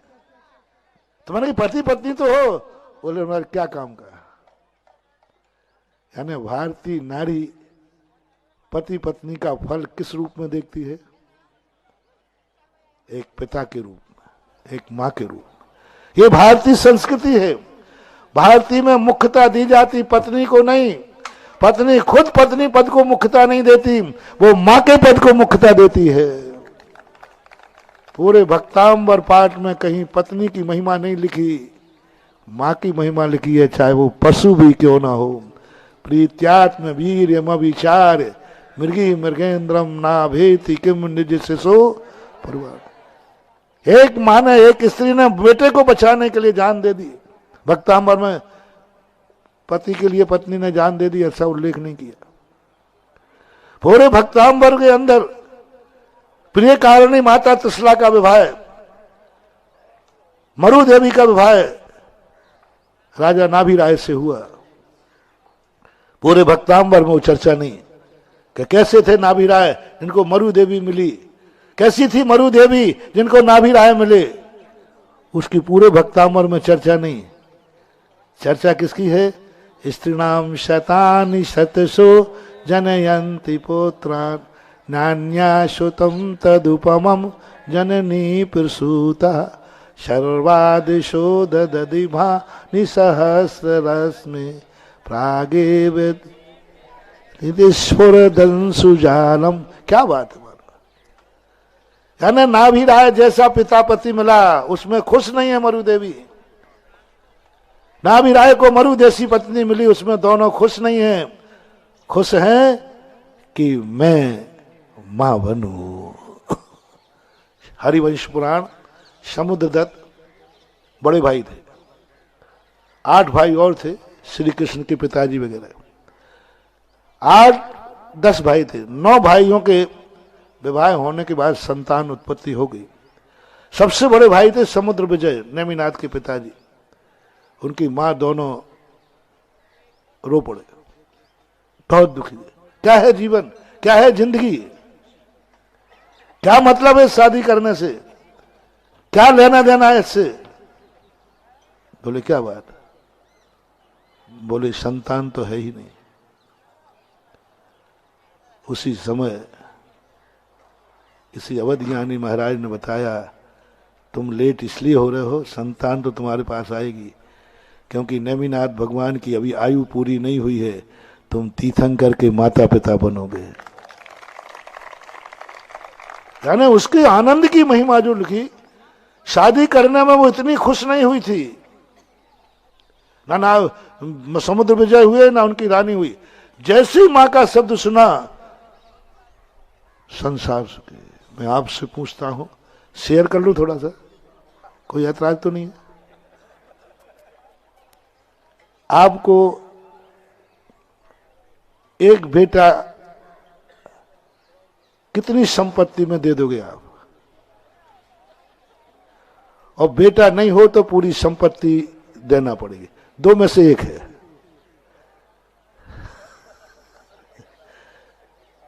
पूरी संपत्ति एक तरफ है और बेटा एक तरफ है। थोड़ा पूछ तो लो आगरा के लोगों से, क्या दोगे बोलो ना जल्दी। पूरी संपत्ति जाएगी, बेटा बचेगा, और बेटा जाएगा, पूरी संपत्ति बचेगी, बेटा जाएगा। आप लोगों का क्या विचार है? बोला ना। मुझे तो विश्वास है कि भारती कहेगा संपत्ति जाए तो जाए। मेरे सामने ये घटना घटी, एक बेटे ने घटना घटाई 96 की बात घाट। आज घड़ी नहीं देखूं, नहीं देखूं ना, आप लोगों को ऐतराज? तो लो, मैंने जयपुर में एक घटना देखी। एक घर में चोर घुस गए और वो एक दंपति को मार रहे, और एक तलवार निकाल ली उन्होंने, जो भी हथियार था। इतने बेटे की नींद खुल गई। वो चोरों से कहते, अंकल अंकल, आप लोग मेरे मम्मी पापा को क्यों मार रहे हैं? बोले मुझे चाबी नहीं दे रहे हैं, धन नहीं बता रहे कहां रखा है, इसलिए आप लोग मार रहे हैं। धन चाहिए अंकल, अरे मम्मी पापा को छोड़ दो, मैं बताता हूं धन कहां रखा है। बच्चे ने जाकर चाबी बताई, साहब इस अलमारी में खोल लीजिए, जो ले जाना ले जाओ, बस मेरे मम्मी पापा को छोड़ दीजिए। उसने चाबी दे दी अपने हाथ से। मम्मी पापा चिल्ला, क्या कर रहा है छोकरा? उसे चाबी मालूम थी, उसने दे दी। मुश्किल से 10-12 साल का बालक था, मेरा चतुर्मास था वो। उसने चाबी देकर सब अपने हाथ से दे, बोले ले जाइए, पर मम्मी पापा को छोड़ दीजिए। उसका इंटरव्यू लिया सुबह जाकर सबने। बोले बेटा तुमने ये क्या किया? और ये मम्मी पापा नहीं कर पाए। मम्मी पापा मरते मर जाते, लेकिन वो चाबी बताने वाले और चोर है वो तो मार डालते। तो बेटे ने कहा कि मम्मी पापा बच जाएंगे तो ये धन तो फिर से आ जाएगा, लेकिन धन बच जाएगा तो मम्मी पापा फिर से नहीं आएंगे। एक ही शब्द मेरे सामने भी उस बालक को लाया गया। मैंने कहा ओहो, संसार के सारे बालक और माता पिता ऐसे ही हो जाए। धन लुटा दिया, उसने कहा नहीं मम्मी पापा बचेंगे, सब बच जाएगा, क्या लेना देना है, और कमा लेंगे। नहीं कमाएंगे तो भिखारी का बेटा भी माप की गोद में जन्नत मानता है रे। भिखारी का बेटा माँ बाप की गोद में यदि जिंदा है तो वो क्या मानता है? कुछ नहीं चाहिए, माँ बाप जिंदा है। इसी प्रकार आपसे पूछता हूं कि माँ बाप तुम हो, पूरी संपत्ति दांव पर लगी है, संपत्ति बचाओ या बेटा बचाओ? एक बचा लो जल्दी, एक आवाज उठाओ ना। बेटा बचेगा, बेटा बचेगा तो ऐसी संपत्तियां तो 100 बार आ जाएंगी, और बेटा चला गया तो इस संपत्ति का क्या करोगे? ये वर्णन शास्त्रों में किया। ये है भारतीय संस्कृति, और ये है भारतीय नारी और पुरुष संतुष्ट होता है जब पत्नी के बाद वो मां बनती है, संतुष्ट होता है जब पति के बाद वो पिता बनता है, और जब ये रूप बनता है। और ये माता शब्द जब हमारे देश के वक्ता ने जाकर विदेश में खड़े होकर कहा, तो वहां के तो सभा को सुनने की ये आदत थी, लेडीज एंड जेंटलमैन, लेकिन वक्ता खड़ा हुआ भारत का, माता हो पिता हो भाई हो। तो वहां के दार्शनिकों के जितने फिलॉसफर थे सबने मजाक उड़ाया, हो रहे देखो ये पागल खड़ा हो गया। अरे आज तक दुनिया का जन्म एक माँ से होता है, ये कितने माताओं से जन्मा है? बोलो बालक कितनी माँ से जन्मेगा? एक से। और ये कितनी माताओं बोल रहा, माताओं। तो किसी ने मजाक कर दिया कि तुम कुदरत से अलग हो भारतीय लोगों, क्या तुम्हारी कितनी माताएं हैं? एक माँ से जन्म होता, तुम कितनी माताओं से जन्मे हो? हाँ, हमारे वक्ता ने कहा हम उस देश के वासी हैं जहां नारी ही मां नहीं है, वहां धरती भी मां होती है, वहां नदी भी मां होती है। कौन सी माता? जमुना माता, गंगा माता। जहां पहाड़ भी माता होते हैं, जहां धरती भी। विश्व का मात्र पहला देश है जो अपने राष्ट्र को माता कहता है और वंदे मातरम कहता है। आप तो नेट सब देखते हैं, एक देश बताओ जिसकी देश की संस्कृति में अपने राष्ट्र को माता कहा जाता हो। आप लोग शेयर करें, बोल सकता है कोई भी, नहीं हो तो शाम को आप बता दें जिज्ञासा। कौन सा देश है जो अपने देश को माता कहता है? मात्र एक भारत देश है जो धरती पर रहता है और धरती को मां मान करके पूछता है, माता पूछते हैं। जहां नदियां जमीन भी माता के नाम से, ये भारत देश एक ऐसा है जो नारी शक्ति की संस्कृति नहीं है, यहां मातृशक्ति की संस्कृति है। यहां नारी के चेटके नहीं बनाए जाते, यहां मां के चेटके बनाए जाते हैं। नारी का निषेध तो नहीं किया हमने, लेकिन संस्कृति किसकी बनाना? संस्कार पत्नी का हो, संस्कृति मां की हो। एक ही नारी है कि दो बदल गई? जब वो पत्नी थी वह संस्कार था, और जब वो मां बनी वो संस्कृति है। नारी एक ही है, मैं नारी का अपमान नहीं कर रहा हूं, जो पत्नी है उसी को तो, लेकिन जीवित किसे रखना है? नारी शक्ति को कि मातृशक्ति को? मातृशक्ति को जीवित रखना है। इसका नाम है भारत देश। भारत देश इसका नाम है। और भारत देश का एक ही सवाल है, नारी जरूरी है, नारी बीज है, लेकिन संस्कृति जब बनाऊंगा तो मां की संस्कृति बनाऊंगा, मां की स्मृति बनाऊंगा, मां की स्थिति में मां महल बनाऊंगा। नाम अपना अपनी मम्मी का रख लेना। मां का महल बनाऊंगा, मां की संस्कृति बनाऊंगा, पिता की स्मृति बनाऊंगा, उसकी संस्कृति बनाऊंगा। ये हुआ संपूर्ण भारत की बात। अंत में विदेशों से चलकर भारत में आ गया। अब भारत में भी जैन को थोड़ा पकड़ लूं, क्योंकि मैं जैन गुरु हूं। जैन संस्कृति कहती है मां भी एक संस्कार है, मां भी एक जीवन का आधार है, स्त्री भी संस्कार है, मां एक बड़ा संस्कार है, जिंदगी का आधार है, एक जीवन का आधार है। लेकिन जैन संस्कृति कहती है मुझे तो जन्म जन्म का आधार चाहिए। पत्नी जिंदगी की एक समस्या है जो हमें बनाना पड़ेगा, एक नियम है, कानून है। माता हमारे संस्कार हैं, जो मां का हमें संस्कार लेना पड़ेगा। लेकिन मां और पत्नी कितने जीवन के साथी हैं? एक जीवन का, इससे आगे कुछ नहीं। जैन दर्शन कहता है मैं ऐसे का स्मारक बनाऊंगा, ऐसे को जिससे ये संस्कार हमारे जन्म जन्मांतरों तक संस्कृति बन जाए। और जन्म जन्मांतरों तक संस्कृति बनाना है तो तुम्हें मां से संस्कार लो, पत्नी से संस्कार लो। जब संस्कृति बनाने की बात आए तो योगी का मंदिर बनाओ, भगवान का मंदिर बनाओ। ये है जैन संस्कृति। जैनी क्या पत्नियां नहीं होती? क्या पत्नी को नहीं चाहते? क्या जैनी की मां नहीं होती? मां को नहीं चाहते? चाहते हैं। लेकिन जब उसे संस्कृति का रूप देने बात आएगी तो जैनी मां का ताजमहल नहीं, पत्नी का ताजमहल नहीं, देवादिदेव जनेन देव का लोकोदय ताजमहल बनाएगा। यह है संस्कृति, योग संस्कृति, योगी की संस्कृति। क्योंकि यह त्रिकालिक संस्कृति है, त्रिकालिक संस्कृति है। तो जैनी को जब संस्कृति बनाने की बात आएगी तो तीनों बनाने में है। पत्नी की संस्कृति बनाना है, पीछे है। मां की संस्कृति बनाना है, हमने कह ही दिया। और एक योगी यानी भगवान लेना, सब धर्म की संस्कृति बनाना है। इन तीनों में से तुम एक बना पाओगे, किसकी बनाओगे? सब लोग बोलो, जैनी लोग बोलो, अंदर से बोलो, मेरे कहने से नहीं। देखो भाई, मेरे दबाव फवाव में मत आना भैया, देखो अंदर से बोलो, अंदर से बोलना है। तीनों में से एक महल बना पाओगे आप?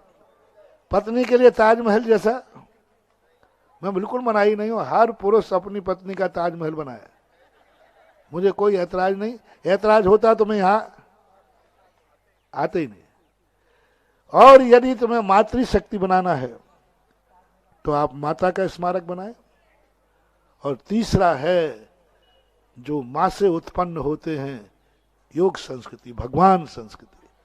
वह भगवान संस्कृति त्रिकालिक है, आज भी है, कल भी है और कल भी रहेगी। और अंतिम लक्ष्य क्या है? स्त्री बनना, मां बनना या भगवान बनना? जैनी बोलो, जैनी बोलो। पति बनना, पत्नी बनना एक, मां बनना, पिता बनना एक। तीसरी संस्कृति है भगवान बनना। भगवान मां से पैदा हुए, लेकिन बनना क्या है? भगवान बनना है। तो हमें संस्कृति किसकी बनाना है? भगवान की संस्कृति बनाना है। इसलिए जैनी सम्यक दृष्टि भरत चक्रवर्ती की मां थी, ऋषभ देव की मां थी, भरत देव की चक्रवर्ती नंदा सुनंदा थी माता। भरत चक्रवर्ती की माता क्या थी? नंदा सुनंदा थी, बहुत प्यारी थी, तीर्थंकर की पत्नी थी। भरत चक्रवर्ती की मां थी। भरत चक्रवर्ती की पत्नी क्या थी? सुभद्रा आदि।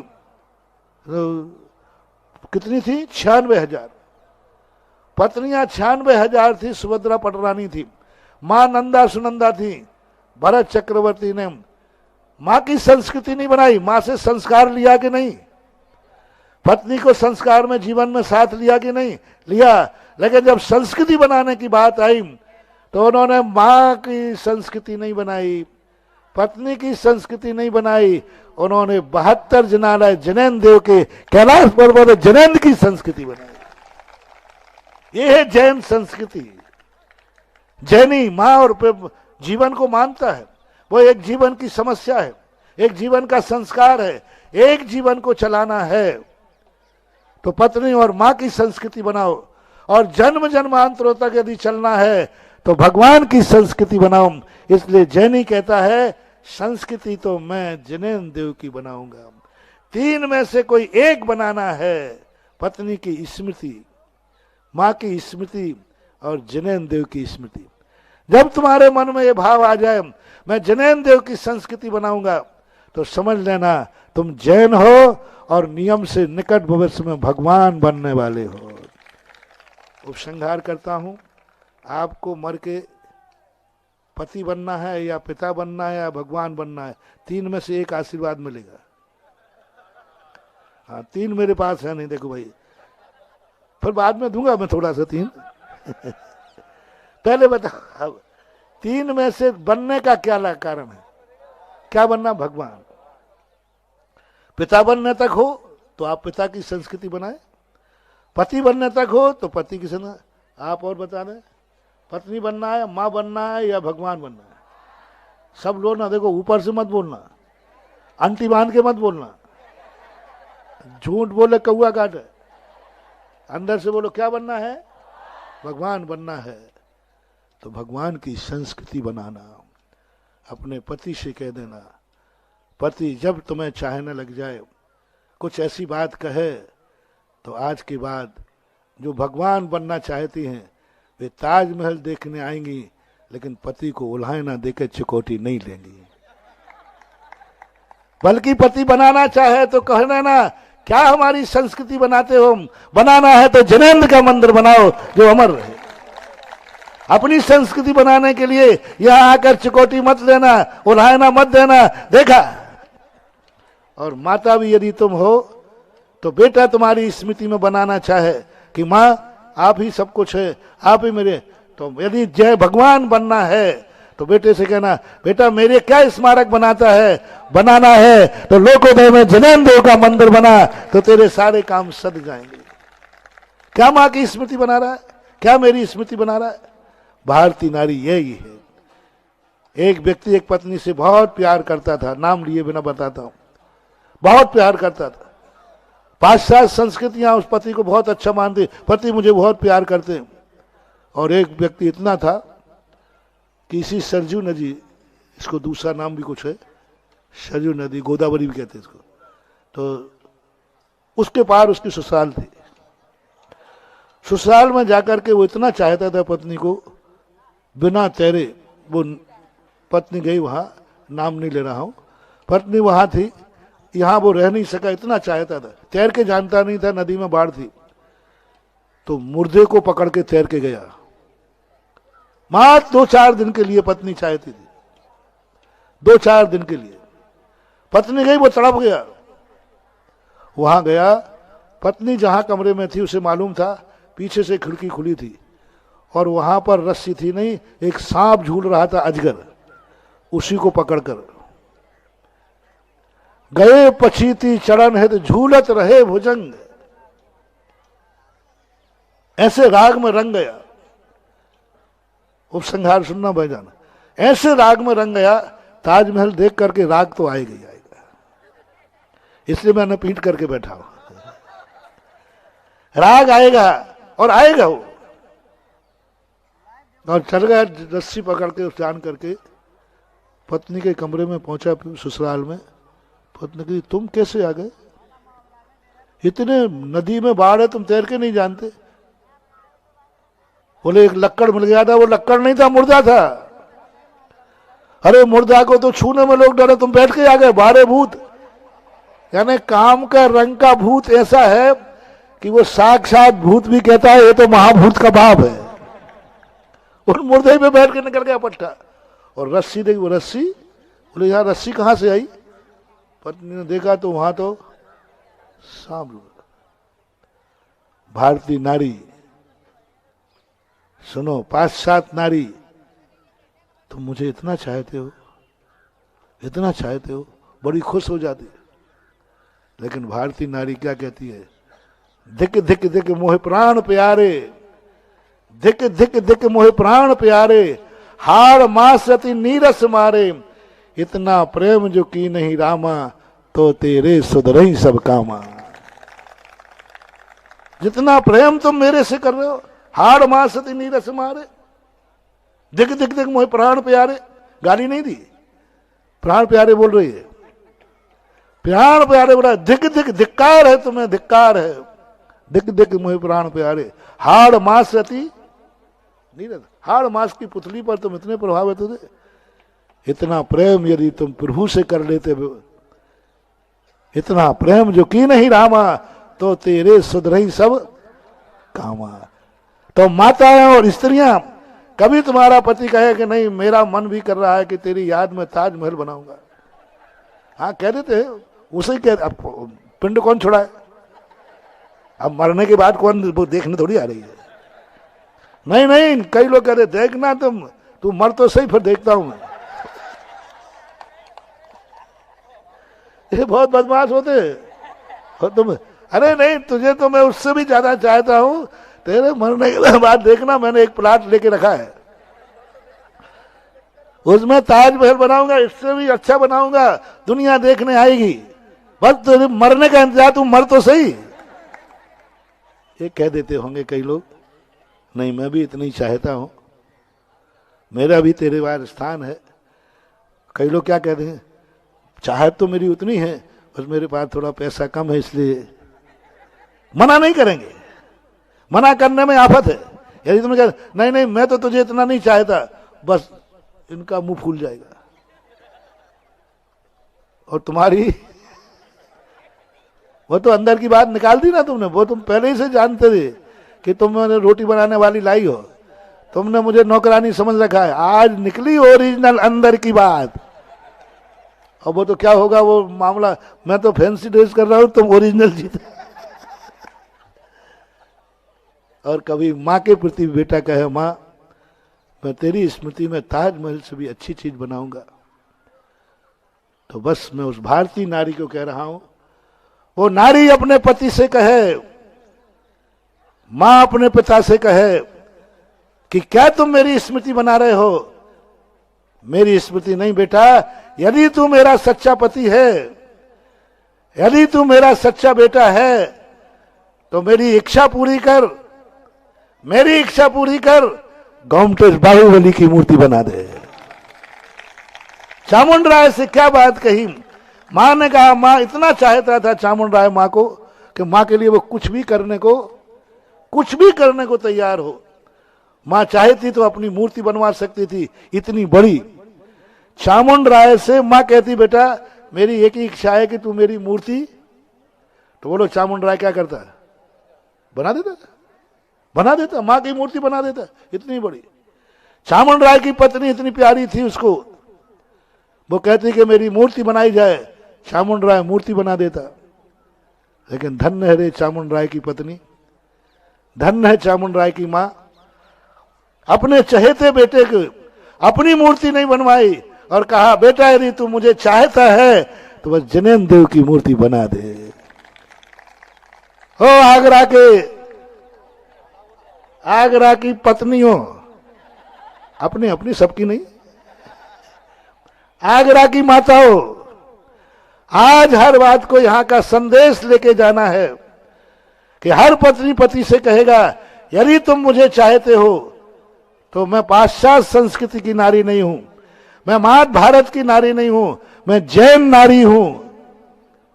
मेरी चाहत यदि तुम्हारे पास है तो लोकोदय में एक जिनेन्द्र देव का मंदिर बना देना। हर माता कहेगी, जैन माता आज अपने बेटों से कि यदि तू मुझे चाहता है तो जा, लोकोदय में मेरी एक भावना है तो लोकोदय तीर्थ क्षेत्र में एक आयतन बना दे, यही मेरी चाहत की निशानी है।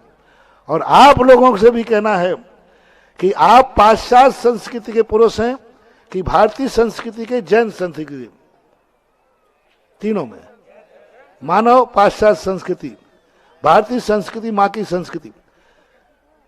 यदि स्त्री की संस्कृति है तो आप पाश्चात्य संस्कृति के हैं, मां की संस्कृति है तो भारत की संस्कृति के हम, और जिनेन्द्र देव के प्रतिभात है तो जैन संस्कृति है।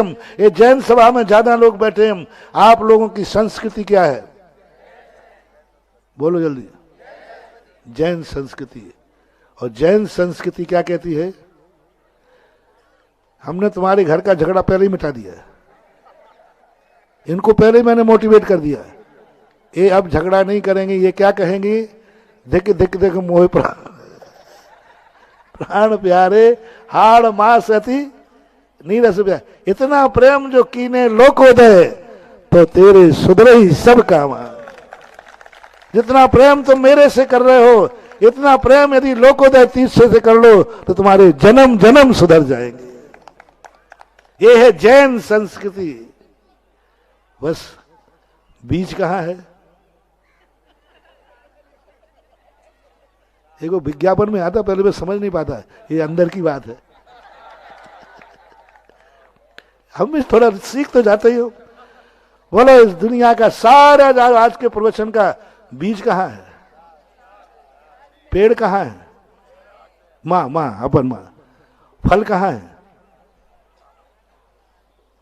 बीज, मां, फल।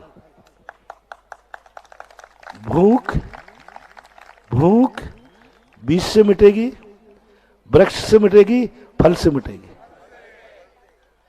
बस फैसला आपके हाथ। एज यू लाइक, पसंद अपनी अपनी, ख्याल अपने अपने। निर्णय करना है कि हमें बीज चाहिए है, हमें वृक्ष चाहिए है, लेकिन खाना फल को है। पत्नी चाहिए है, मां चाहिए है, लेकिन जीवन के अंतिम का लक्ष्य है जिनेन्द्र देव लक्ष्य है। तो जिनेन्द्र की शक्ति बनाओगे तो जिनेन्द्र बनोगे, मां की शक्ति बनाओगे तो मां बनोगे, मां मिलेगी, और पत्नी को बनाओगे तो पत्नी मिलेगी। As you like. पत्नी की संस्कृति बनाओगे, स्त्री मिलेगी, मां की संस्कृति बनाओगे, मां मिलेगी, और जिनेन्द्र की संस्कृति बनाओगे, जिनेन्द्र मिलेंगे। निर्णय आपके हाथ में। बहुत मजेदार समय। आज स्टेज बनाने वालों को बहुत बहुत शुक्रिया।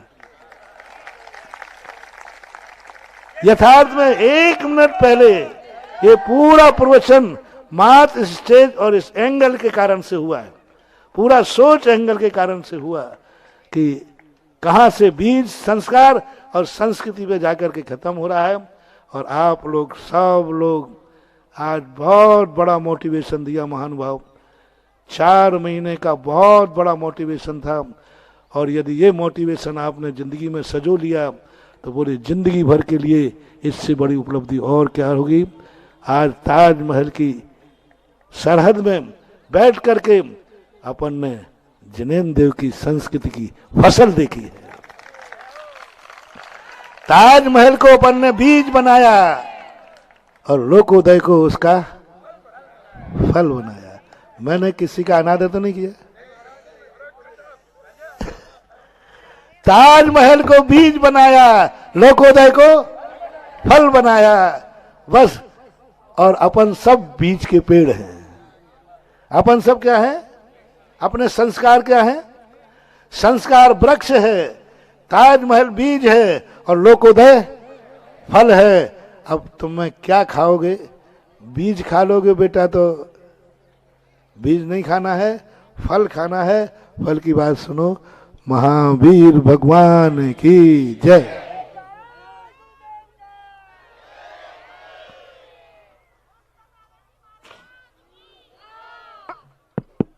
देखिए 2 मिनट बैठिएगा। इतनी खूबसूरत प्रवचनों के बाद एकदम आप सबके भोजन की व्यवस्था, बैठ जाइएगा। मैं समझता हूं आज के प्रवचन,